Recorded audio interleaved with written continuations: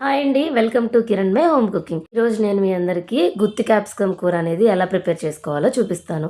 ముందుగా క్యాప్సికమ్‌ని శుభ్రంగా వాష్ చేసుకొని, ముందు పార్ట్ వరకు కట్ చేసుకోవాలి. దాని లోపల ఉన్న సీడ్స్ అనేవి ఈ విధంగా నేను చూపించిన విధంగా కట్ చేసుకొని, లోపల పార్ట్ అంతా కూడా తీసేసేయాలి. ఇదిగోండి ఈ విధంగా చేసుకొని కప్స్ లాగా ప్రిపేర్ చేసుకొని పక్కన పెట్టుకోవాలి. దీనిలోకి ఒక మసాలా అయితే ప్రిపేర్ చేసుకోవాలి.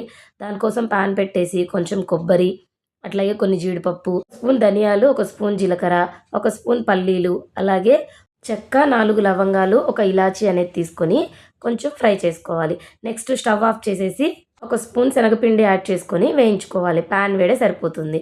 నెక్స్ట్ దానిలోకి ఒక 2 టమాటాలు, 4 వెల్లుల్లి, కొంచెం పసుపు, ఉప్పు, కారం అనేది వేసుకొని ఈ విధంగా పేస్ట్ లాగా ప్రిపేర్ చేసుకోవాలి. ఈ ప్రిపేర్ చేసుకున్న పేస్ట్‌ని క్యాప్సికమ్‌లోకి ఫిల్ చేసుకోవాలి.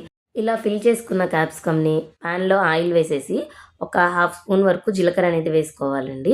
జీలకర్ర అనే ఫ్లేవర్ అనేది చాలా బావుంటుంది. ఏ కర్రీస్‌లోకైనా కూడా యూజ్ చేసుకోవచ్చు. నెక్స్ట్ ఫిల్ చేసుకున్న క్యాప్సికమ్‌ని ఆయిల్‌లో వేసేసి ఒక 2 మినిట్స్ వరకు కొంచెం మెత్తబడేంత వరకు మనం మగ్గించుకోవాలి. మధ్య మధ్యలో ఈ విధంగా మిక్స్ చేసుకుంటూ మగ్గించుకోవాలి.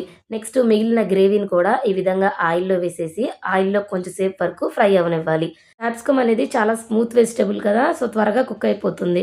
నెక్స్ట్ దీనిలో కొంచెం కరివేపాకేసుకొని బాగా మిక్స్ చేసుకున్న తర్వాత ఒక 1 గ్లాస్ వరకు వాటర్ అనేది యాడ్ చేసుకోవాలి. ఇప్పుడు మూత అనేది పెట్టేసి ఒక 5 మినిట్స్ వరకు కుక్ చేసుకోవాలి.